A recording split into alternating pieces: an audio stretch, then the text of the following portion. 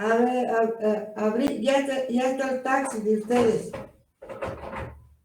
No, dame puerta. Dile a tu papá que ayude a abrir esta puerta. Ya está el taxi de ustedes afuera.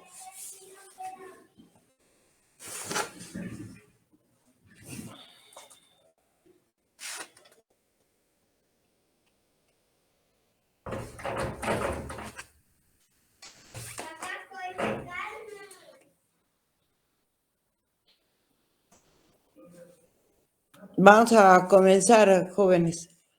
El tema de hoy día va a ser lípidos en nutrición. En realidad, ustedes recordarán por bioquímica 1, porque es la parte estructural, en que la definición de lípidos se hace finalmente en función de una propiedad física, que es su insolubilidad en agua. ¿Esto por qué?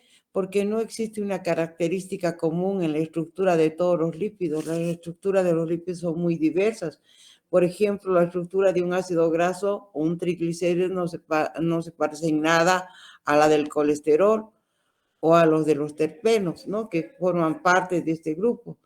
De ahí que se ha utilizado una característica física como es la insolubilidad en agua y su solubilidad en solventes orgánicos para agrupar a este grupo de biomoléculas. Los lípidos muchas veces se encuentran unidos covalentemente con otras biomoléculas, como por ejemplo glicolípidos, que generalmente de esta forma están presentes en las membranas biológicas. Proteínas aciladas, unidas a ácidos grasos o proteínas preniladas, que dan lugar a lípidos de tipo isoprenoide.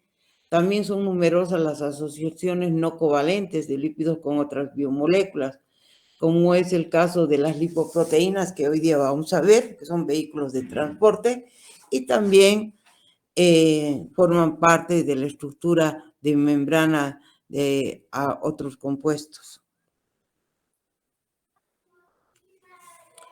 Cuando hablamos vamos a recordar un poco la estructura de los ácidos grasos. Son ácidos monocarboxílicos de cadena larga. Generalmente se comienza a enumerar a partir del grupo funcional ácido, ¿no? 1, 2 y es alfa, beta. Pero lo interesante es recordarles a ustedes, porque me imagino que esto ya han visto, que el carbono, el último carbono, se designa omega, porque ahora está de moda decir hay que consumir omega 3, omega 6. ¿Qué es eso? Es cuando el doble enlace en los ácidos grasos poliinsaturados aparece en el carbono 3 o 6 contando del omega 3, porque normalmente se cuenta, ya les he dicho, es la nomenclatura de los ácidos grasos a partir del grupo funcional, ¿no? Otra cosa es que normalmente el número de átomos de carbono que forman en los ácidos grasos, los más comunes de 12 a 24. Es claro que también existen ácidos grasos de cadena impares, de número impares, ¿no? Hay que tomar en cuenta que la solubilidad en agua decrece a medida que aumenta la longitud de la cadena. Cuanto más corto es probable que pueda ser ligeramente soluble en agua, pero cuando son más largos son insolubles totalmente en agua. ¡Les están llamando!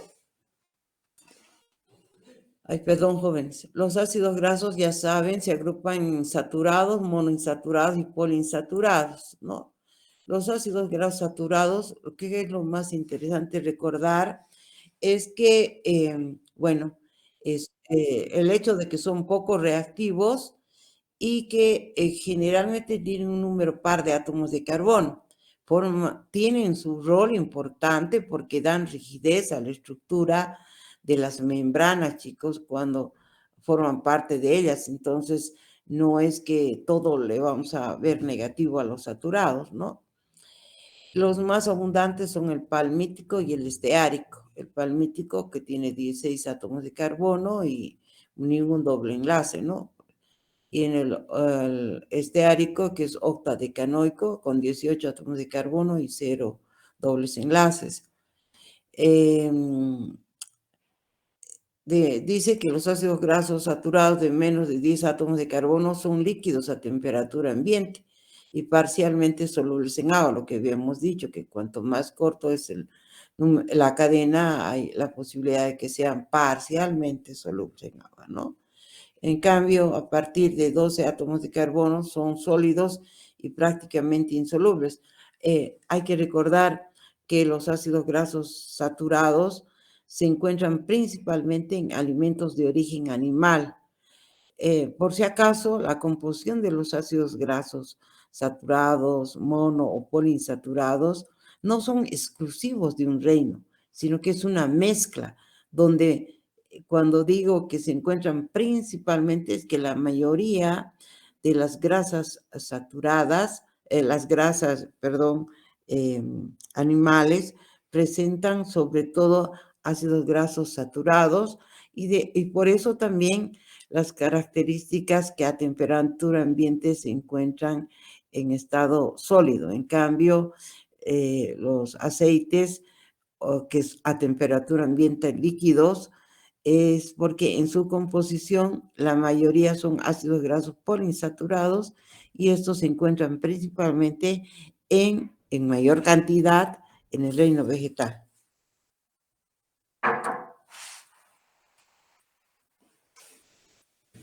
Un ratito.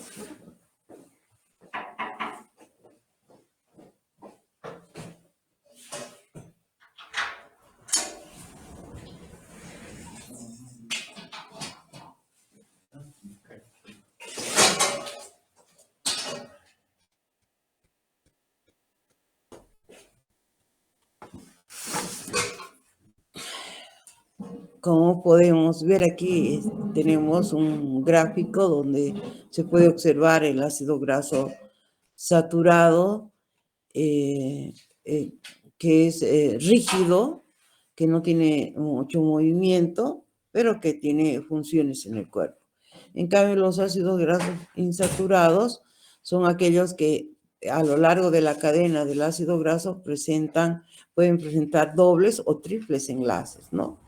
Y se designa omega 3 cuando contando del carbono omega se encuentra en el tercer carbono 1, 2, 3 y aparece un doble enlace, sería omega 3.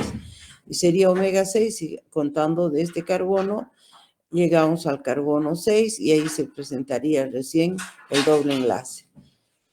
Lo interesante de estos ácidos grasos insaturados es que dentro de ese grupo están dos ácidos grasos esenciales porque no lo podemos sintetizar a partir de carbono, hidrógeno y oxígeno que se encuentran en el organismo y que por lo tanto obligatoriamente deben ser consumidos a partir de fuentes alimentarias. Es el ácido linoleico y el linolénico, ¿no? Muy parecidos, una N no hay diferencia. En el caso del linoleico es el 9,6-octadecanoico y contando y sus dobles enlaces, en este caso se encuentran en el carbono 9 y 12, ¿no? Tiene dos dobles enlaces en carbono 9 y 12 cortando a partir del grupo funcional. Este sería un omega 6.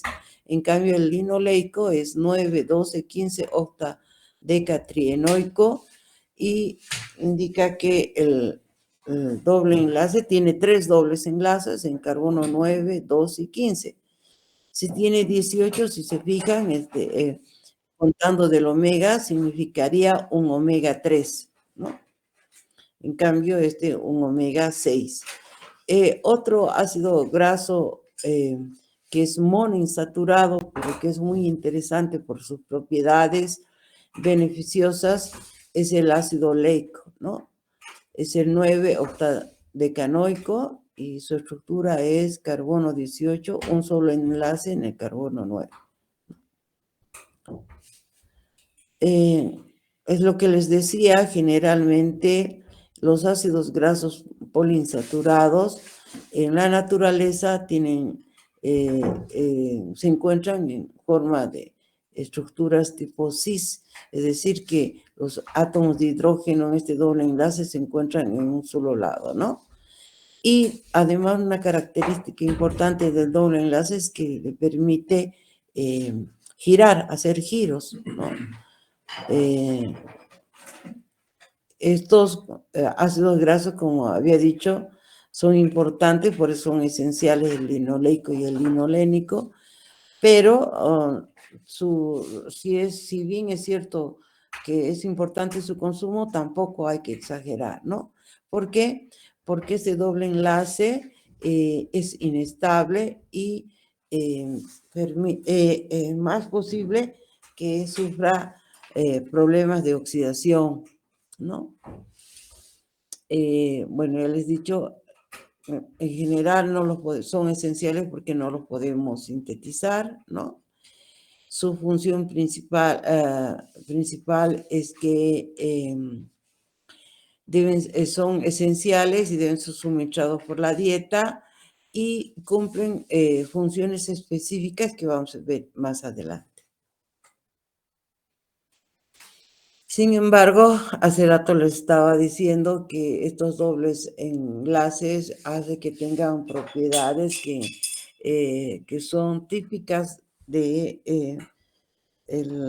estos enlaces, como por ejemplo que reaccionan fácilmente con ácido sulfúrico para dar los sulfonatos. Esta es la base de la fabricación de los detergentes, lavavajillas líquidos, ¿no? Otra cosa es la elaboración de los jabones, que son procesos diferentes, ¿no? Con la formación de sales con una base fuerte que puede ser hidróxido de sodio de potasio. En este caso se utiliza aquí ácido sulfúrico para dar los sulfonatos.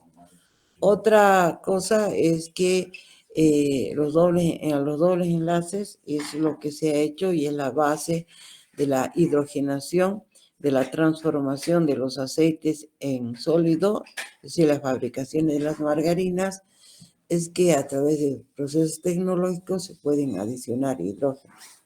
Eso se puede leer. Adicionar hidrógeno, ¿no? La hidrogenación catalítica de los ácidos insaturados y este hecho de proceso de hidrogenación para transformar los aceites en grasas se ha hecho con el objeto de aumentar el tiempo útil de vida de los aceites. Sin embargo, también tiene algunos problemas, como es que los dobles enlaces pueden autooxidarse, como el oxígeno. Es una reacción espontánea que se produce, que produce radicales peróxicos y radicales libres, que son muy reactivos, y provocan los fenómenos de enranciamiento de las grasas y forma complejos de olores desagradables. De ahí que generalmente los aceites esenciales, por ejemplo, el de almendras, de resino y demás, si no se les hace un tratamiento, estos no tienen mucha duración. Incluso en las mismas frutas, si ustedes almacenan, por ejemplo, mucho tiempo almendras o nueces, van a ver también que se enrancian, ¿no? A pesar de que su enranciamiento sería mucho mayor si se obtuviera el aceite y no se hiciera el tratamiento para estandarizar o frenar ese proceso oxidativo.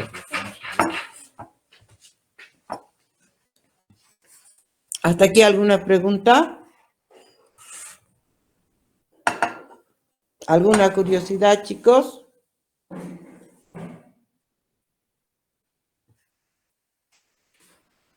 ¿Están escuchando, no? Se escucha, doctora. Ya. Bueno, hasta aquí es un repaso, no hay mucho problema. La clasificación de los ácidos grasos en general también es complicado y diverso. En general, los autores hacen esta clasificación en función de intereses. Generalmente, por ejemplo, desde el punto de vista nutricional, se clasifican en aceites simples y compuestos. ¿A qué se llamaría simples? Aquellos que están formados por carbono, hidrógeno y oxígeno. Y compuestos cuando están unidos a otras moléculas, como al comienzo habíamos visto, a glúcidos, a fósforo, etcétera, ¿no? O a proteínas. En cambio, desde el punto de vista químico, hay muchas clasificaciones. Generalmente, por ejemplo, se clasifican en función de otra propiedad que tienen, la de formar sales en presencia de hidróxido de sodio o hidróxido de potasio, de bases fuertes, y en este caso serían los lípidos saponificables y los insaponificables, ¿no? Y a partir de estos saponificables o insaponificables hay división por grupos y por funciones que cumplen estos lípidos, ¿no? Dentro de eso están los eucosanoides, que agrupa una serie de compuestos derivados de ácidos grasos poliinsaturados que tienen más de 20 átomos de carbono, en los que se representa el ácido araquidónico como el más interesante. ¿Y por qué desde el punto de vista clínico son interesantes? Porque tienen una amplia gama de actividades biológicas, sobre todo que actúan como señales químicas o hormonas o efectores fisiológicos en procesos inflamatorios.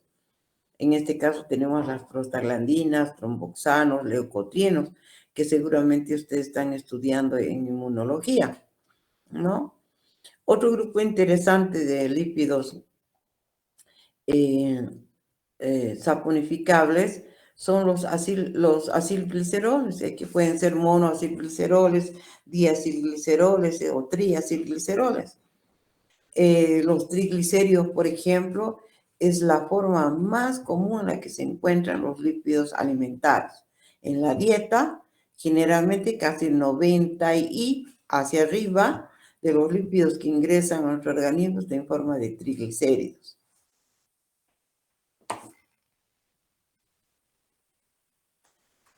Y también, constituyen el contingente mayoritario de los lípidos de reserva, en la forma en la que se almacena en el tejido adiposo, ¿no? De los animales, y también en las semillas y frutos de las plantas oleaginosas, por si acaso, ¿no?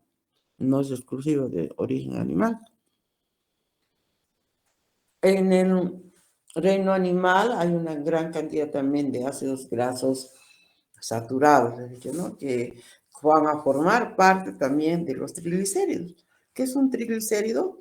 Es un alcohol corto, que en este caso es el glicerol, que se une a través de enlaces éster a 3 ácidos grasos diferentes. Generalmente, por lo menos uno de estos ácidos grasos es saturado, por lo menos uno. Con lo que les había dicho, que los lípidos de la dieta están constituidos mayoritariamente por triglicéridos y pequeñas cantidades de otros lípidos complejos como fosfolípidos, colesterol o, por ejemplo, ceras, glicolípidos, vitaminas liposolubles. Pero la mayor parte son triglicéridos. ¿Cuáles son las funciones de estos triglicéridos? Tienen funciones críticas en el metabolismo, principalmente como una forma de almacenamiento de energía en el organismo. El 85% de la función principal que cumplen los triglicéridos es almacenamiento energético. Es una forma muy eficiente de almacenar energía porque 1 gramo de lípidos genera 9 kilocalorías, a diferencia de lo que hemos visto en carbohidratos y también en proteínas, que es 1 gramo de carbohidratos o 1 gramo de proteína genera apenas 4 kilocalorías, ni siquiera la mitad, ¿no? Y esto se debe a que la estructura química de los ácidos grasos es un estado relativamente anhidro, no hay muchas moléculas de OH. Si ustedes en su mente ahorita se imaginan la estructura de la glucosa, es puro OH, OH, OH. En cambio, si se imaginan, o acabamos de ver la estructura de un ácido graso, casi todo es carbono, hidrógeno, carbono, hidrógeno. Eso quiere decir relativamente anhidro. No hay moléculas de OH, de oxígeno, perdón, que significa agua, ¿no? Y además ocupan menos espacio, más átomos de carbono que van a dar más energía en menor espacio. En cambio, las moléculas de glucosa son estructuras grandes. Los hidratos de carbono ocupan volúmenes. El principal, además también, los lípidos, además de ser fuente principalmente energética y de almacenamiento, también tienen funciones estructurales, ¿no? Forman parte de la estructura de las membranas plasmáticas, de las membranas subcelulares, en forma de fosfolípidos, glicolípidos o colesterol. El colesterol, por ejemplo, es tan importante que todas las células de nuestro cuerpo tienen la capacidad de sintetizar colesterol. En realidad hay dos fuentes de colesterol. Uno, que es la síntesis endógena, y otro es a través de los alimentos, ¿no? Y bueno, si entra mucho colesterol de la dieta, las células disminuyen la producción de colesterol, o viceversa. Pero es algo que, que no, ¿cómo se llama? Que no es imprescindible que esté en la dieta el colesterol, porque la célula tiene capacidad de sintetizar. ¿Está claro, chicas?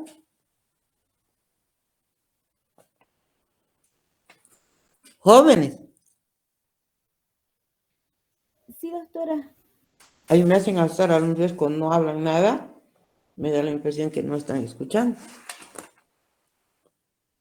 Y aquí, bueno, aquí en esta gráfica estamos mostrando cómo los triglicéridos, seguramente en bioquímica ustedes ven más rápido, se oxidan los ácidos grasos y también los fosfolípidos, ¿no? Por ejemplo, este es el, ¿cómo se llama? La lecitina.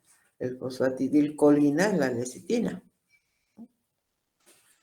Que ambos, tanto los triglicéridos como estos fosfolípidos, pueden servir de fuente energética. Aquí en esta gráfica, que es clásica, es un gráfico que seguramente ustedes varias veces han visto, de la estructura de una membrana celular. Si se fijan, está formado principalmente por fosfolípidos, ¿no? Esta es una bicapa de lípidos, donde la parte polar fosfo está en la superficie, ¿no? En contacto con el agua intracelular y con el extracelular, y la parte lipídica está en el centro. Sin embargo, si nos fijamos, también hay moléculas de colesterol que forman parte de las membranas biológicas. El colesterol tiene, si ustedes recuerdan su estructura química que han visto seguramente en bioquímica 1, tienen un grupo oxidrilo aquí, OH, que le permite estar en contacto con el agua extracelular. La parte que no es soluble en agua está escondida y es el que da rigidez a la membrana, a las membranas biológicas, ¿no? Igual aquí, fíjense cómo se ha acomodado, aquí está su grupo polar, el OH, y el resto no polar lo tiene incrustado en esta bicapa para darle justamente esa estabilidad, ¿no? Bueno, y aquí también se ven los oligosacáridos, que sus funciones son sobre todo de receptores celulares, ¿no? Y partes proteicas. Otra función de los lípidos importante es la lubricación y acondicionamiento de las superficies corporales. Casi todas las glándulas sebáceas segregan un líquido que está compuesto de triglicéridos, escualeno y ceras, que están situados en la piel, de las membranas, de las mucosas, de los orificios externos corporales, que tienen funciones de evitar que ingresen, sobre todo a los orificios, polvos o insectos quedando atrapados en esa cera. Y en la piel nos protege de, por ejemplo, evita justamente que se sitúen en la piel demasiados microorganismos o que nos hagamos daño fácilmente de los rayos solares, etcétera, etcétera. Tienen funciones protectoras, igual que lo hacen las ceras en las plantas, ¿no? Que evitan que ciertos insectos se les asienten en las hojas o en los frutos, ¿no? También hay lípidos que tienen funciones de señalización, tanto en el exterior como en el interior de la célula, porque forman parte de estructuras de hormonas, las hormonas esteroideales, la vitamina D, que es otra hormona también. ¿Por qué es hormona la vitamina D? Porque regula el metabolismo del calcio y fósforo, por ejemplo, ¿no? Los eucosanoides, los factores activadores de plaquetas en la señalización extracelular. Entonces, ustedes se fijan, los lípidos habían sido elementos que no pueden evitarse en la dieta. Las dietas deben tener un porcentaje no muy alto, que generalmente son unos 20%, 20% del contenido total de requerimientos del cuerpo, ¿no? Entre 55 a 60 o 65% son carbohidratos, un 25 a 30% proteínas y el resto son lípidos, ¿no? También los diacilgliceroles y ciertos derivados de fosfolípidos y esfingolípidos están implicados en la transmisión de señales desde las membranas plasmáticas hasta enzimas citosólicas en los compartimentos celulares y proteínas que regulan la expresión de los genes en el núcleo. Fíjense las funciones tan importantes que cumplen este grupo de biomoléculas, ¿no? Entonces, son imprescindibles, no solamente como aportadores energéticos, en este caso como lugar de almacenamiento. ¿Por qué creen que la mujer, les dije riendo en el primer día de clase, las mujeres tenemos más grasa que los hombres, no solo para vernos como 8, sino porque el sexo femenino es más fuerte porque es el quien perpetúa la especie. Las hembras son las que perpetúan la especie. El hecho de tener más grasa les permite vivir más que el hombre en alguna situación de carencia. No, además de, bueno, de que otras funciones que estamos viendo, por ejemplo, son indispensables en la vida de ambos sexos, ¿no? Por ejemplo, los esfingolípidos son los componentes de la membrana de todas las neuronas, ¿no? Y los fosfolípidos del resto de las membranas. Recordarán, porque esto ya han visto ustedes en Bioquímica 1. Ahora bien, este grupo de compuestos, a diferencia de los carbohidratos y los lípidos, como son insolubles en agua, tienen un proceso de digestión diferente, ¿no? Porque tienen que dar de alguna manera modos para poder llegar al interior de las células siendo insolubles en agua. En general, dice que ocurre en el intestino y utiliza también enzimas solubles como son las famosas lipasas que son secretadas por el páncreas, ¿no? En general, algunos autores indican que es posible encontrar lipasas linguales, es decir, en la boca. La mayoría dice que no existen, que en la boca solamente hay amilasas que inician el proceso de digestión de los hidratos de carbono. En el estómago no tenemos enzimas que inicien el proceso de digestión de los lípidos, porque ahí es donde más bien se inicia el proceso de digestión de las proteínas. Cuando veamos proteínas vamos a ver. Entonces se dice que la digestión de los lípidos ocurre principalmente en el intestino. ¿En qué enzimas se encuentran ahí? Tenemos la lipasa, que es secretada por el páncreas, las isomerasas secretadas por el intestino, La colesterolasa también es por el páncreas, las fosfolipasas A y B y demás. En el páncreas, ¿no? ¿Cuál es su acción principal al de la lipasa? Cataliza la hidrólisis de las uniones ésteres de los carbonos alfa y alfa prima del glicerol de los triglicéridos, ¿no? Generalmente es en carbono 1 y en carbono 3, lo que se ve en rojo. Las lipasas actúan liberando ácidos grasos.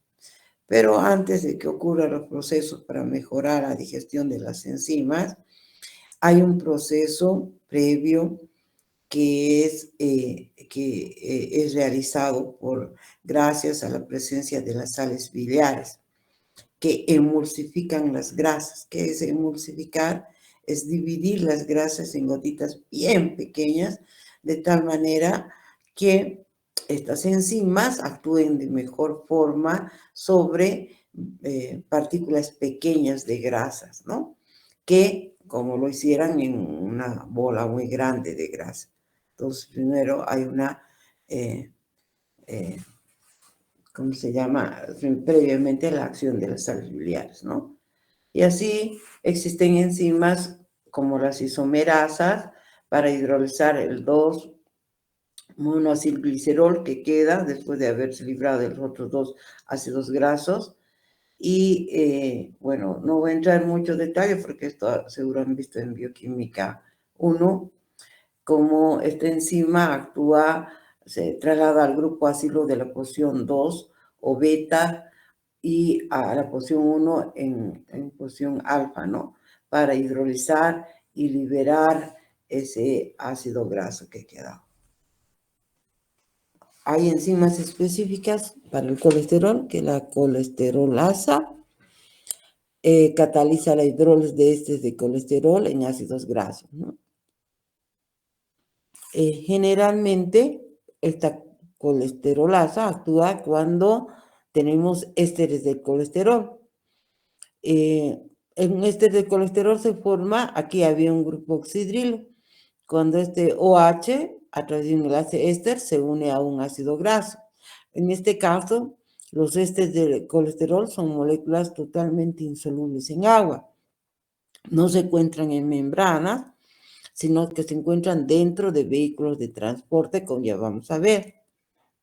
En el intestino, si llegan estos compuestos, esta enzima pues los va a hidrolizar, va a separar el ácido graso y el colesterol va a quedar suelto.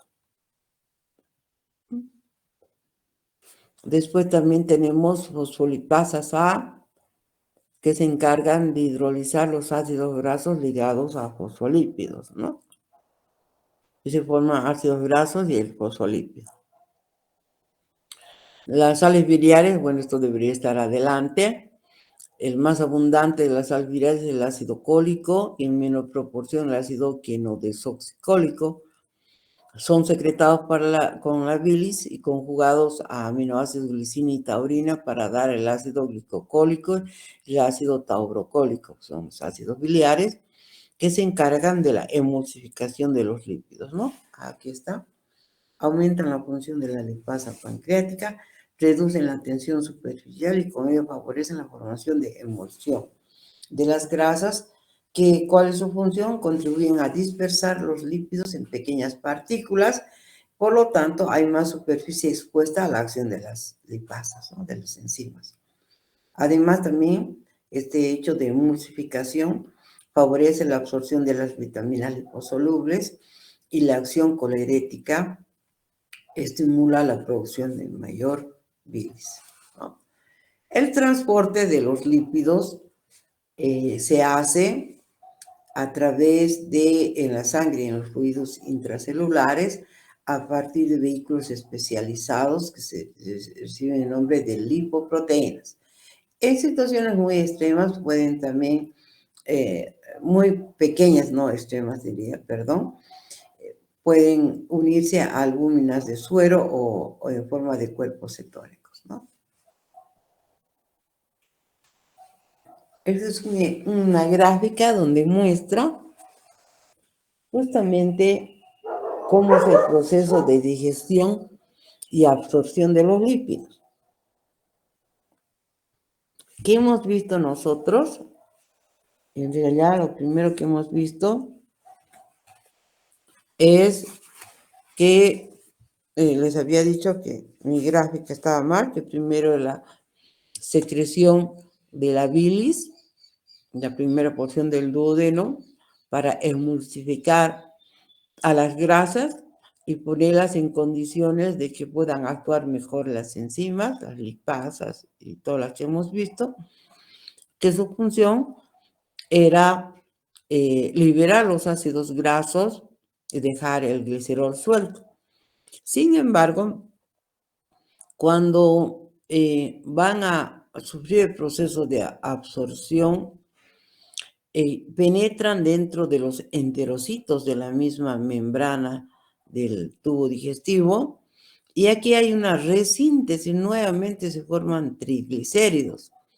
Es decir, después de haber sido liberados para su movimiento, aquí nuevamente se resintetizan los triglicéridos, y en esta forma de triglicéridos van a salir a vehículos de transporte, que son las famosas lipoproteínas. Estas lipoproteínas, que son diferentes, ahí son, las principales son 4. Aquí la lipoproteína que absorbe y transporta triglicéridos de la dieta recibe el nombre de kilomicrones. Estas lipoproteínas que tienen una estructura de una membrana de fosfolípidos, proteínas para su reconocimiento, y en el centro se ubican los triglicéridos, los ésteres de colesterol, es decir, los lípidos que van a ser transportados, sobre todo los que son insolubles en agua, porque estos fosfolípidos, la cabeza polar, les permite viajar en líquidos acuosos, ¿no? Estos son los que en los capilares van a ser reconocidos y van a viajar y van a ser reconocidos por receptores de las células, por ejemplo, un fosfolípido, unas células adiposas tendrán receptores para determinado tipo de lipoproteínas que van a vertir el contenido que tienen en el interior de las lipoproteínas al interior de la célula para que cumplan su función, ya sean dar energía o ser almacenadas, ¿no? ¿Aquí hay alguna pregunta? No, doctora.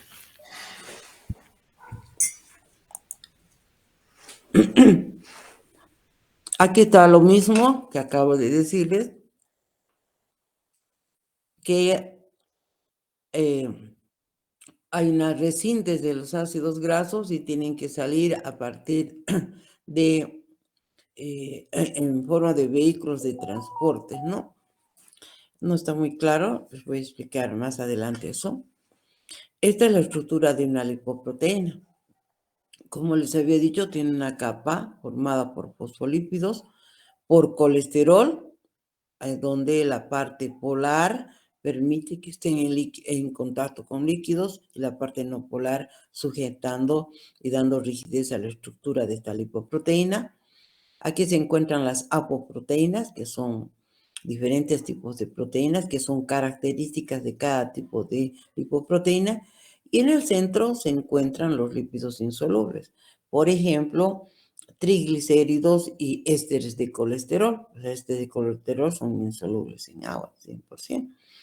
Y estos son transportados, ¿no? Entonces, la función principal que tiene es de solubilizar y transportar lípidos en el plasma. Y van variando en función del tipo de apoproteína que tienen, porque son específicas para ser reconocidas por ciertas células y además por el tamaño y el contenido de lo que lleva. Aquí, perdón. Aquí hay un gráfico de las principales lipoproteínas, los kilomicrones, que son las lipoproteínas más grandes. En su composición principalmente tienen triglicéridos, miren, el 85% de su composición de lo que llevan son triglicéridos. Tienen ésteres de colesterol que están transportando, colesterol libre que forma parte de su membrana, fosfolípidos y proteínas, ¿no? Las VLDL, que así se abrevian por el inglés, lipoproteínas de muy baja densidad. El rango de su densidad generalmente se clasifican en función de su densidad. Estas también tienen alto contenido de triglicéridos, pero estas VLDL se caracterizan porque transportan lípidos que se sintetizan en el hígado principalmente. En cambio, los kilomicrones transportan triglicéridos que son recolectados del proceso de digestión de los lípidos, ¿no? En el intestino. Las LDL son las lipoproteínas de baja densidad. Tienen en su composición principalmente ésteres de colesterol, es el que tiene más colesterol. Tiene algo de triglicéridos también. Tienen proteínas, más que estos otros dos, fosfolípidos, pero estas son las que transportan el colesterol desde el hígado hacia la célula. Las HDL, que son las proteínas más pesadas, fíjense que tienen mayor contenido de proteínas, también tienen alto colesterol, porque son las segundas en tener colesterol, pero estas se las considera, entre comillas, es coloquial lo que se dice buenas y estas malas. No es que en realidad sean malas y sean buenas, sino que su función de las HDL es llevar el colesterol de las células hacia el hígado para eliminar el exceso de colesterol. En cambio, estas distribuyen el colesterol del hígado hacia las células, ¿no? Por eso es que generalmente intentamos no tener, además de que estas lipoproteínas son muy frágiles, la membrana, sus apoproteínas son muy susceptibles a cambios por oxidación. Por lo tanto, los humanos no queremos tener niveles muy altos de LDL y ese colesterol malo, ¿no? Pero en realidad no es eso. El colesterol sigue siendo colesterol nomás, ¿no? Sino por el hecho de que estas son responsables de la formación de placas de ateroma, porque al alterar sus apoproteínas no son reconocidas por ninguna célula y forman las células Scannenberg. En cambio, las HDL más bien recolectan el exceso de colesterol hacia el hígado para su eliminación, por eso se las considera buenas, pero en realidad no es que hay buen o mal colesterol, es una mala apreciación que hacemos las personas y demás.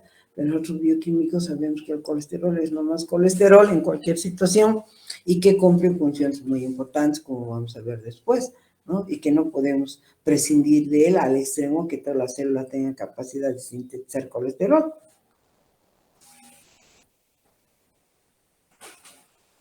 ¿Hasta aquí alguna pregunta? No, doctora, todo claro.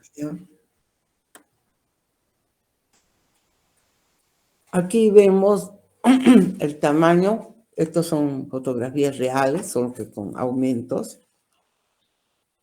de los kilomicrones, las VLDL, las LDL, las HDL. Las HDL son mucho más chiquititas, más pesadas, tienen más proteína, son mucho más livianas, son grandes, son más lípidos, ¿no? Más triglicéridos. Entonces, los kilomicrones son partículas visibles al microscopio, su diámetro entre 100 a 500 nanómetros, densidad menor a 0,940, por lo que tienden a formar un sobrenadante en el plasma al dejarlo en reposo como grasita. Están constituidos 80% por triglicéridos. La mayor parte es de origen dietario. Las VLDL, lipoproteínas de muy baja densidad, tienen un diámetro de 30 a 100. Su densidad es entre 0,940 y 1,019. Su componente lipídico sigue siendo triglicéridos, pero de origen endógeno. Transportan las grasas que se sintetizan en el hígado. El hígado no es un lugar donde se almacena grasa, pues tienen que salir y salen en este vehículo de transporte. y contienen un 22% de colesterol libre y esterificado.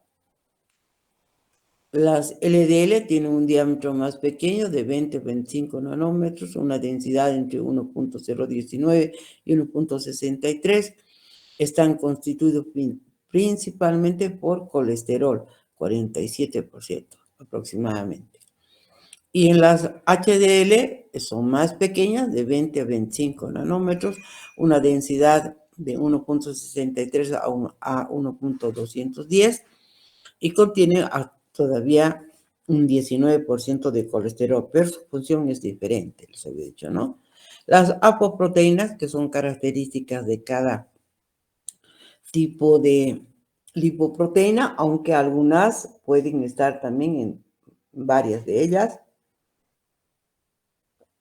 En el caso de la ApoA, hay varias subclases, ApoA1, A2 y otras, se sintetizan en el hígado del intestino y se transfieren activamente hacia y desde las HDL, las VLDL y kilomicrons, hacen un intercambio.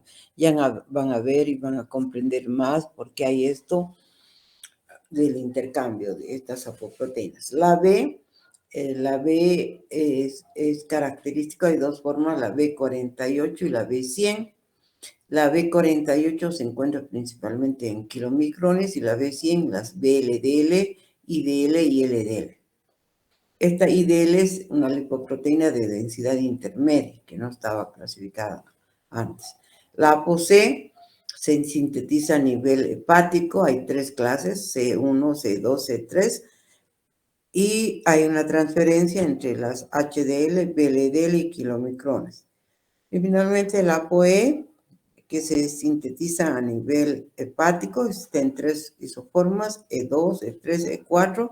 Igual que la ApoC, hay transferencia entre las HDL, VLDL y kilomicrones. Su función es vectorizar las lipoproteínas hacia receptores hepáticos y periféricos.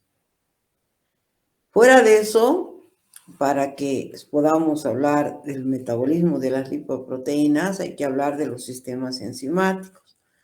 Las principales enzimas son la lipasa lipoproteica periférica, que es la que va a permitir el vaciado del contenido de las lipoproteínas al interior de las células, la lipasa lipoproteica hepática, la lecitin colesterol aciltransferasa y la proteína transportadora de colesterol éster. La lipasa lipoproteica periférica es sintetizada en las células, translocada a la superficie de la pared vascular y liberada por la heparina.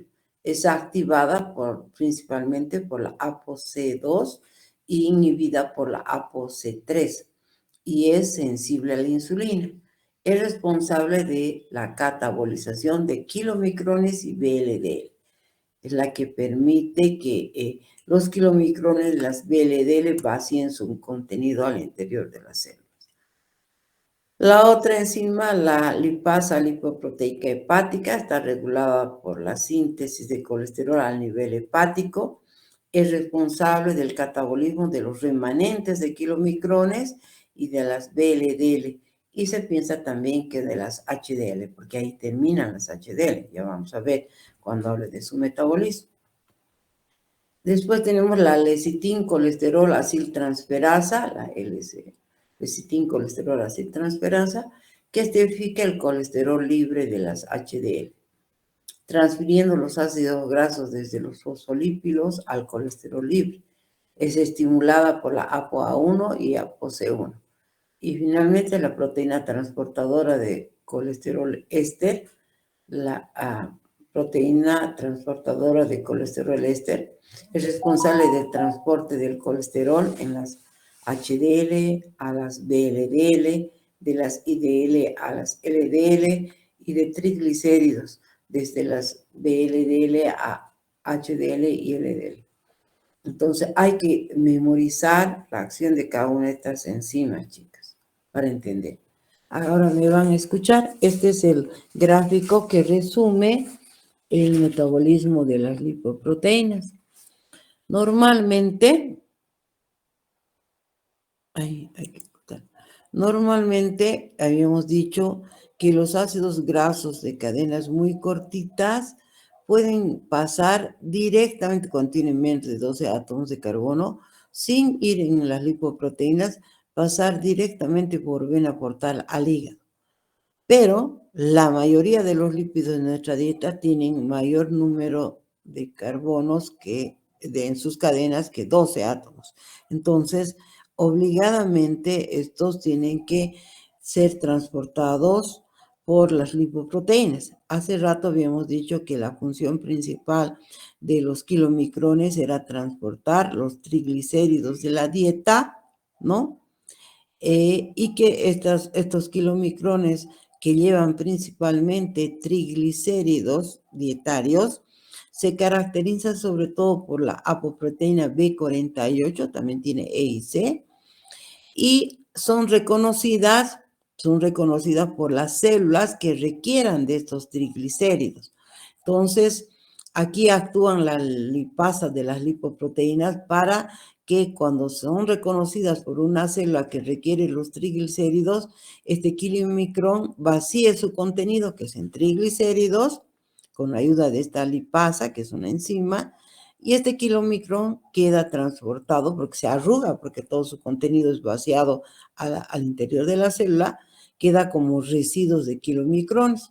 Estos residuos de kilomicrones se caracterizan sobre todo porque tienen ApoE, y también queda algo de B48, y este residuo es reconocido por los receptores de E principalmente y B48 en algo de los receptores celulares del hígado, y el residuo queda integrado en el hígado para descomponerse, y ahí acaba la vida del kilomicrón. En el hígado habíamos dicho, si ustedes recuerdan, que todo exceso de carbohidratos y también todo exceso de proteínas, que todavía no hemos visto el tema del metabolismo de proteínas, es transformado en grasa, ¿no? ¿Por qué? Porque en el caso de los hidratos de carbono, en una parte, lo primero que hacen los carbohidratos cuando llegan al hígado es llenar los requerimientos energéticos. Pero si la célula ya ha llenado sus requerimientos energéticos, lo que puede hacer es almacenarlo en forma de glucógeno, porque hay glucógeno hepático, pero este tiene una cierta capacidad también de almacenamiento, se llena rápido. Entonces, exceso de carbohidratos se transforma en grasa, en triglicéridos. Y esos tienen que salir del hígado, porque en el hígado se sintetizan las grasas, pero no se almacenan. Lo mismo ocurre con las proteínas, pero peor todavía es el caso de la proteína, porque no hay un lugar donde se almacene, como en el caso de los hidratos de carbono. Entonces salen en forma de, ¿qué he hecho? Salen en forma de VLDL en el vehículo de transporte que se llaman lipoproteínas de muy baja densidad, que lleva también, al igual que los micrones, triglicéridos, pero estos triglicéridos son endógenos, los sintetizados en el hígado, ¿no? Estos se caracterizan por tener sobre todo la apoproteína B100. También tiene E y C, como en el caso de los kilomicrones, pero fíjense aquí era B48, en cambio de las VLD el B100. Igual, estos que transportan triglicéridos son reconocidos por ciertas células, por adipocitos y demás, con la ayuda de la lipoproteína lipasa, pasan al interior de las células al ser reconocidos por sus receptores de membrana, y en este caso lo que queda no se llama residuos de VLDL, se llaman IDL, lipoproteínas de densidad intermedia. Estas IDL, que sería como el residuo de kilomicrones, pero recibe el nombre de lipoproteínas de densidad intermedia, fíjense, ha quedado también con la B100 y E, y tiene dos posibilidades: o pasar a sintetizar las LDL o ser reconocida por receptores del hígado para su eliminación. La mayoría de las veces es que se transforman en LDL.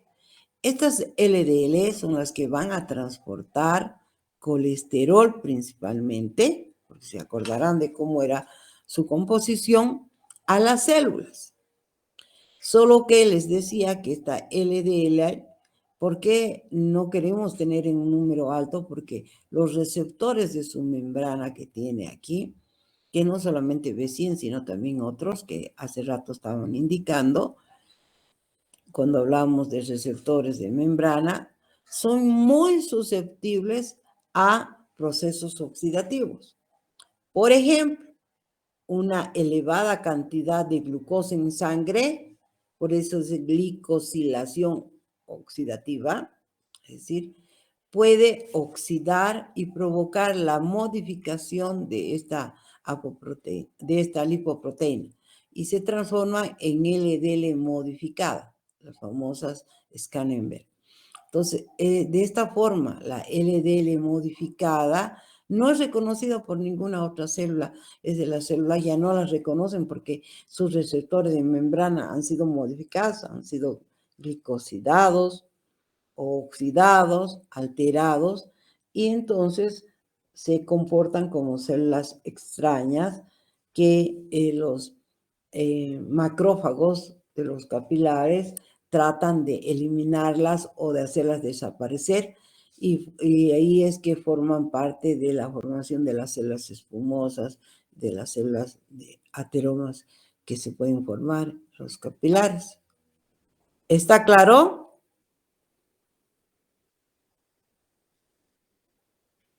Chicas, Sí, doctora. espero que eres la única que me contesta y que estás atenta. Bueno, yo lo siento mucho por tus compañeras, sé que en las clases virtuales ni siquiera se unen todas, ya más un rato voy a sacar una foto de pantalla, pero las que se perjudican son ustedes, ¿no? No yo, pero al final yo estoy cumpliendo con mi horario, estoy cumpliendo con la decisión de la facultad de que las clases teóricas pueden ser virtuales, entonces ya dependerá de ustedes si están o no están colgadas. Yo trato de hacer el esfuerzo de explicarles. En el caso de las HDL, su metabolismo era diferente, les decía, ¿no? Las HDL, si bien nacen en el hígado, por eso se dice VLD nacientes, pasan a IDL, a LDL y van hacia las células. En cambio, en las HDL, si bien nacen también en el hígado, esto es lo que hemos visto hace rato. En el caso de las HDL pueden nacer en el intestino o en el hígado, pero estas son las que recolectan el exceso de colesterol de los tejidos y las retornan al hígado. Esa es su función de las HDL. Recolectar el exceso de colesterol para ser eliminado por el hígado a través de las sales biliares, las heces. Entonces su función es diferente. En cambio, las de LDL, fíjense la flechita, nacen por aquí, porque nacen de las VLDL que pasan a IDL, y las IDL o retornaban, eso hemos visto ya en la anterior gráfica, o sintetizaban VLDL, y esas son las que distribuyen el colesterol. Las HDL son fundamentales en el transporte reverso del colesterol desde los tejidos hacia el hígado, único órgano capaz de excretarlo por vía biliar. El hígado es el único órgano, ¿no? que puede excretar el colesterol. Son sintetizadas en el intestino y en el hígado. Su forma naciente es la HDL naciente, es una bilámina de fosfolípidos y ApoA. Interactúa con los sistemas transportadores transmembranas de colesterol. El colesterol libre posicionado en la superficie de la molécula es esterificado e internacionalizado por acción de la lipoproteína colesterol aciltransferasa.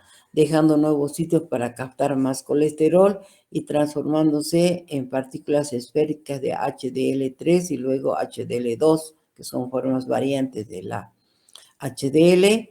El colesterol captado por las HDL puede dirigirse hacia el hígado para ser excretado por la bilis. Entonces, creo que ahí es un resumen de lo que hemos hablado. Ahora, ¿cómo es el metabolismo de las lipoproteínas? La modificación de la dieta puede modular los niveles de lipoproteínas circulantes, ¿no? Existiendo una gran variabilidad en la respuesta individual, porque se supone que genéticamente está condicionada. Es decir, lastimosamente, no solamente es la acción de la dieta sobre la modificación de la cantidad de lipoproteínas, ¿no? Ya sean VLDL, que no queremos tener también en gran cantidad VLDL, ¿no? O de, ¿cómo se llama? LDL y demás. Sino porque hay una influencia genética, pueden nacer con la tendencia a incrementar, aunque sabemos que si hay fuerza de voluntad en la persona, podemos hacer que si no consumimos tantos niveles, digamos, de colesterol o modificamos nuestra dieta para que no crezcan demasiado. Por ejemplo, en mi caso, a pesar de ser vegetariana, tengo niveles altos de colesterol. ¿Por qué? Porque exagero con la cantidad de carbohidratos en mi dieta. Al tener exceso de carbohidratos en mi dieta que se van a volver triglicéridos, esos triglicéridos en el fondo pueden estimular a mayor producción de colesterol. Entonces, a pesar de no consumir alimentos de origen animal, que es donde principalmente está el colesterol, porque no hay colesterol vegetal, por si acaso, colesterol de origen animal 100%, puedo aumentar mi colesterol por el exceso de carbohidratos transformados en triglicéridos, ¿me entienden, no? Además de que si tengo predisposición genética a tener triglicéridos elevados y demás, es más difícil, pero no imposible.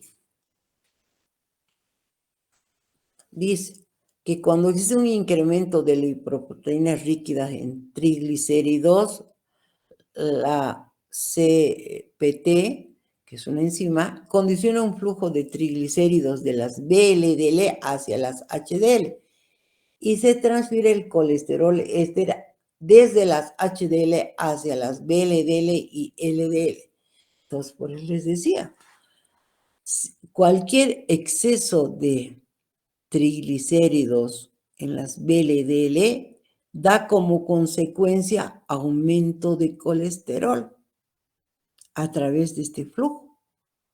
Se generan HDL pequeñas, ricas en triglicéridos, lo que normalmente no son, más afines a la lipasa lipoproteica hepática y que van preferentemente a catabolismo terminal y excreción de la ApoA1 por vía renal. Esto explica la frecuente asociación observada en clínica de triglicéridos altos y colesterol HDL bajos, ¿no? Esto es lo que no queremos que ocurra, ¿no? Normalmente queremos tener triglicéridos bajos y HDL altos, ¿no? Pero cuando exageramos con el consumo de carbohidratos que se van a volver en triglicéridos y aumentar los niveles de VLDL, podemos provocar esta situación de triglicéridos altos y colesterol HDL bajos. Cuidado que yo saque preguntas de razonamiento en el examen. Como ustedes no preguntan nada, sin problema. Este mismo fenómeno sucede con las LDL. Las LDL enriquecidas en triglicéridos son catabolizadas en el hígado por la lipasa proteica hepática y se hacen más densas y más pequeñas, más oxidables y poco afines a los receptores fisiológicos de las LDL. Y son mayormente captadas, porque se modifican, por receptores de macrófagos, las Scannenberg. que no regulan el colesterol intracelular. Los macrófagos acumulan colesterol y se transforman en células espumosas características del daño vascular aterosclerótico. Entonces, fíjense cómo un exceso de carbohidratos, un exceso de grasa con triglicéridos pueden modificar no solamente a las HDL, sino también a las LDL. ¿Por qué? Porque si tenemos exceso de triglicéridos, seguro que tenemos también exceso de glucosa. Ese es el daño que se provoca cuando hay los prediabéticos y los diabéticos. No solamente están relacionados con las averías que causan la molécula de glucosa en los capilares y hace daño cuando pasa por las, ¿cómo se llama? Capilares de la vista, de los riñones y demás. No, porque ese exceso de glucosa provoca oxidación en otras moléculas, principalmente muy ligadas al metabolismo de lipoproteínas, y altera esa composición, porque una parte de ese exceso de carbohidratos, de glucosa, se van a transformar en grasa, y eso va a modificar todo el metabolismo regular de las lipoproteínas. Y somos candidatas a infartos del corazón o a embolias y a todo eso. Por eso no deberíamos engordar mucho, deberíamos cuidar nuestra dieta.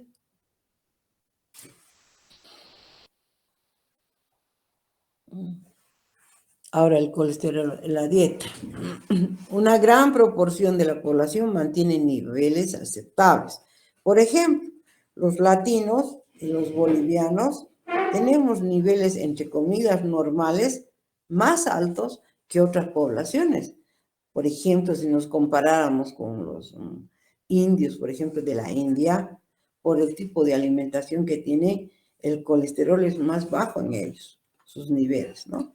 Nosotros tenemos un nivel un poquito ligeramente más alto de colesterol, entre comillas, como normales, ¿no? Dice, y además de que el cuerpo, el organismo, hace todos los esfuerzos para mantener niveles aceptables de colesterol. Lucha por mantenerlos. Lo que hace es que si está recibiendo mucho colesterol de la dieta, deja de producir colesterol a partir de sus capacidades internas que tiene, ¿no? Por eso dice, trata de mantener niveles aceptables de colesterol plasmático frente a un amplio rango de ingesta de colesterol. Ello se debe a la contrarregulación de la síntesis endógena, lo que les estoy diciendo. Esto es a mayor ingesta, menor síntesis y viceversa. También existe una contrarregulación en su absorción intestinal que oscila entre el 40 y 60%. Es decir, el cuerpo trata de no absorber todo el colesterol porque ya tiene, ¿no? Entonces hay esos mecanismos para tratar de regular los niveles aceptables. Sin embargo, existe una proporción de la población que responde incrementando significativamente los niveles de colesterol en su vehículo de transporte, que serían las LDL. Algunos no tienen tanta capacidad, que debe ser genético, de resistir ingesta de niveles altos de colesterol, es decir, consumos exagerados de carnes, chorizos, etcétera, ¿no? De alimentos que proporcionen colesterol. Por eso, algunas veces me dicen, pero doctora, ¿por qué yo como harto y no engordo? ¿Por qué yo...? Y así, esa clase de quieren, digamos, igualarse. El hecho que el metabolismo interno, la concentración de enzimas que tenemos y los genes son diversos. E incluso en dos hermanas. De repente una ha heredado unos genes y la otra más genes del otro lado. Y entonces su metabolismo es diferente. La cuestión es que aprendamos a conocernos y aprendamos a no tener que exigir demasiado a ese cuerpo. Porque hay mucha gente que va por este lado. que incrementa significativamente sus niveles de colesterol. Incluso haciendo dietas no pueden bajar sus niveles de LDL. Parece que estos sujetos presentan un defecto genético subyacente, ya sea una disminución del número y actividad de receptores de la LDL, y algunas veces son diagnosticados con hipercolesterolemia familiar o de los mecanismos de contrarregulación hepática o intestinal, y sería la hipercolesterolemia poligénica. Estos van a ver al año ustedes en bioquímica clínica, en detalle. Por eso yo digo, algunas veces la docente de bioquímica, no sé, medio que se raya y toca mi área, toca el área de clínica, no sé, para hacer notar que sabe, no sé, cuando tiene tanto por desarrollar en solamente bioquímica, ¿no? Pero bueno, hay que respetar. Sin comentarios. ¿Cómo influye la grasa en la dieta? La grasa saturada e hidrogenada, es decir, no es bueno consumir tampoco margarinas, ¿no? Elevan los niveles de colesterol de LDL y las mono y poliinsaturadas las reducen, ¿no? Tomen en cuenta eso. El mecanismo no está muy claro, pero se piensa que modulan la expresión de receptores de LDL y que ello se realizaría a través de cambios de la expresión de la enzima acilcolesterol aciltransferasa, enzima clave en la esterificación del colesterol intracelular. Entonces, hay que evitar consumir demasiada grasa saturada o grasa hidrogenada, ¿no? ¿Para qué? Para evitar elevar el colesterol.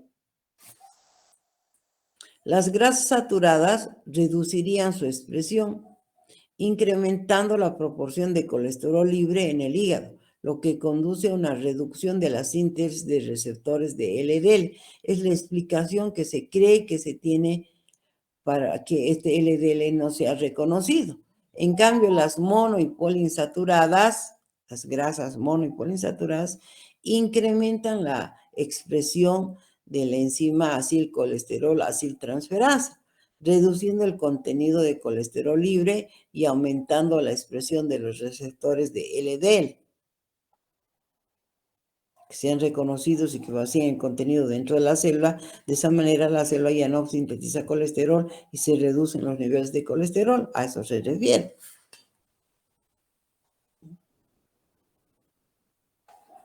Por otro lado, se dice que la grasa poliinsaturada, especialmente la omega 3, que es de origen marino, reducen la síntesis y secreción de VLDL. ¿Cómo? Posiblemente por inhibición de los genes que están involucrados en la síntesis de ácidos grasos saturados. Las grasas poliinsaturadas omega 3 estimulan el catabolismo de las VLDL, activando la oxidación de los ácidos grasos a nivel peroxisomal. Entonces, ¿qué quiere decir? Se cree que hay esta ventaja del consumo de grasas ricas en omega 3. Omega 3 está en los peces de agua fría, es decir, en el salmón. No hay esos peces en Bolivia, por si acaso. Traen salmón congelados, pero son caros. Los peces que tenemos de río nosotros en Bolivia no son ricos en omega 3, por si acaso. En las sardinas también hay omega 3. Son peces de agua fría. Sardinas frescas no hay. En lata nomás hay. No sé si valdrá la pena consumirlas. Doctora, ¿y qué hay de la sopa de...? Muchos dicen que la sopa de la cabeza del pescado, como, bueno, no sé, es muy bueno y rico en omega 3. No, no es cierto. Oh. Los peces, ya sea su cabeza, su cuerpo, su grasa del pescado de río, no es rico en omega 3. son solamente peces de origen marino de aguas frías. No es cualquier pez tampoco. Esos no tenemos. Para empezar, las aguas del río son calientes, no son frías. El Océano Pacífico son aguas frías. Ahí hay salmones, bueno, en Noruega, en esos lugares hay salmones, ¿no? Salmón hay en el supermercado, pero carísimo y no sé si ustedes pueden comer seguido.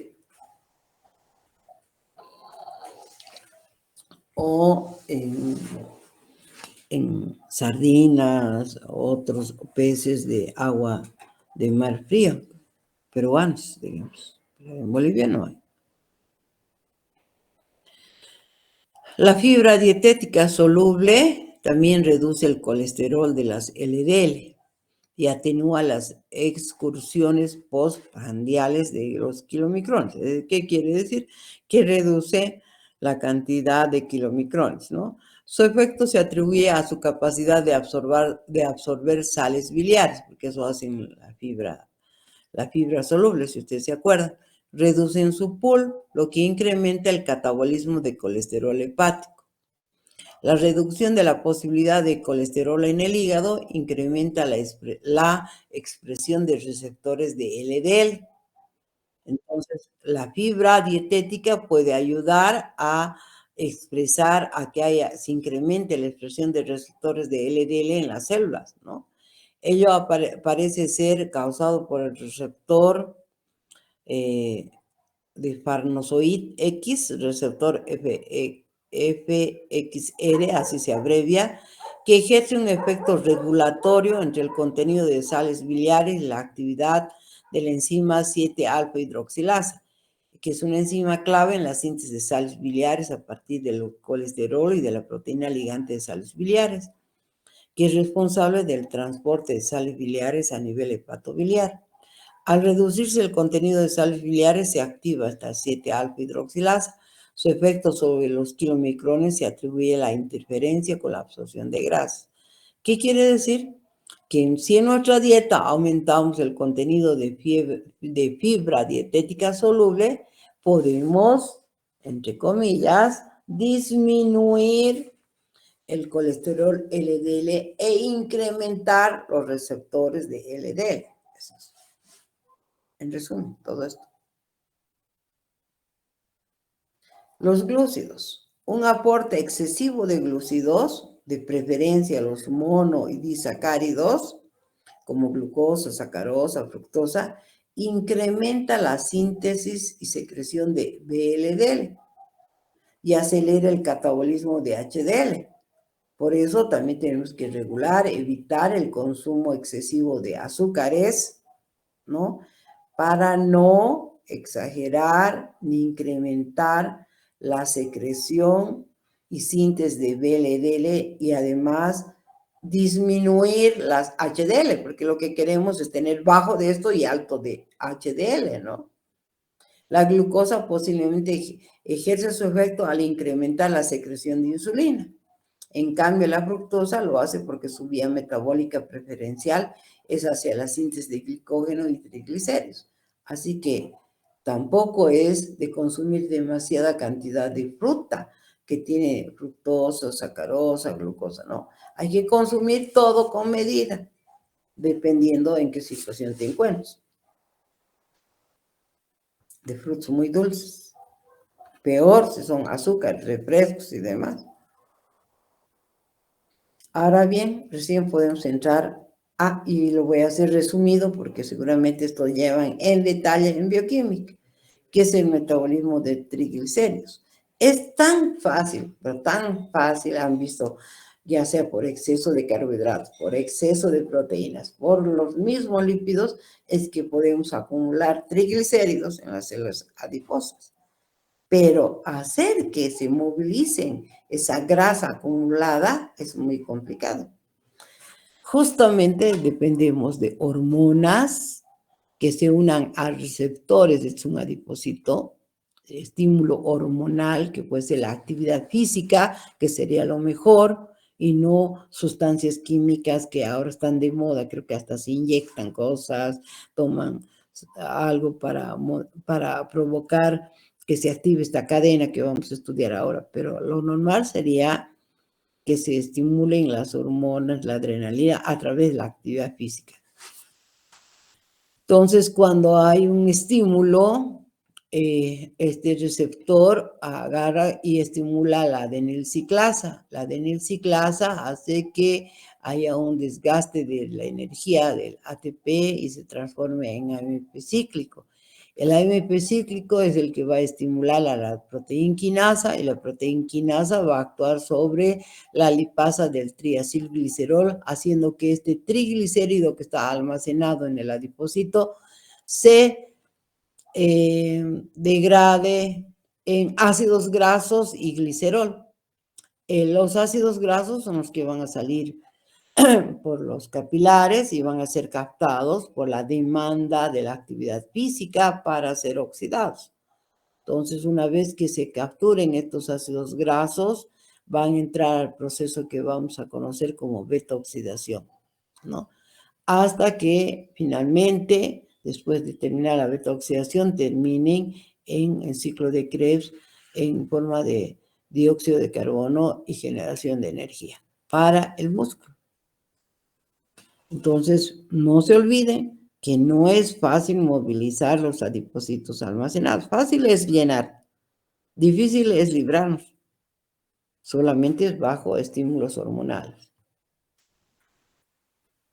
Regulación de ese metabolismo en el tejido adiposo, la entrada y el almacenamiento, así como la salida de los ácidos grasos como consecuencia de la hidrólisis está regulada por dos enzimas. La lipoproteína lipasa en la superficie de los capilares hidrolizan triglicéridos de kilomicrones y VLDL, que es clave para ser almacenados, y ha aumentado por la alimentación, la insulina, y disminuye en el ayuno y en el estrés. Y la otra enzima que regula esto es la lipasa sensible a las hormonas, la LSH. La LSH del interior del tejido adiposo cataboliza el desdoblamiento de triglicéridos, pasa a la circulación. Está justamente lipasa sensible a hormonas. Tiene que haber un estímulo hormonal como el que acabamos de ver en la gráfica anterior. Es clave del suministro de ácidos grasos. Se activa cuando el organismo necesita combustibles enérgicos. Puede aumentarse en un ayuno prolongado, en una situación de estrés y disminuye por alimentación, ¿no? Pero puede ser también, aquí falta, estimulada por hormonas catecolaminas estimuladas a través de la actividad física. ¿Cuál es la regulación hormonal? Que producen lipólisis, que son dependientes del AMP cíclico. La adrenalina, la noradrenalina, estas pueden ser estimuladas también, ya les he dicho, por la actividad física. El glucagón, la adenocorticotropa, la TSH, que son hormonas estimulantes del tiroides. Ustedes saben que alteraciones de la tiroides, cuando hay disminución, las personas se engordan, ¿no? La serotonina, la vasoprenina, la hormona del crecimiento, glucocorticoides, independientes del AMP cíclico, ¿no? Todos estos. Y justamente algunos médicos, algunos no éticos, utilizan algunas de estas hormonas para provocar lipólisis, que puede tener efectos colaterales. ¿Qué inhiben la lipólisis? Los hormonas y compuestos como la insulina, la prostaglandina E y el ácido nicotínico. ¿Qué es beta-oxidación? La degradación de los ácidos grasos con la finalidad de obtener energía química. ¿Dónde ocurre eso? En el hígado, en el riñón, en el tejido adiposo, en el tejido muscular, el corazón, tejido esquelético, perdón, corazón, suprarrenales. ¿A qué nivel celular? En la matriz mitocondrial, por la beta-oxidación. El primer paso para la beta-oxidación es la activación del ácido graso, ¿no? ¿Dónde ocurre ese proceso de activación del ácido graso? En el citosol. Es una reacción que está catalizada por una tioquinasa y además por un ayudante de la enzima, que es el pirofosfato, ¿no? La enzima es la pirofosfatasa, está ayudada por el pirofosfato y es una reacción irreversible. Aquí tenemos el ácido graso de tamaño que se va a unir a... Perdón.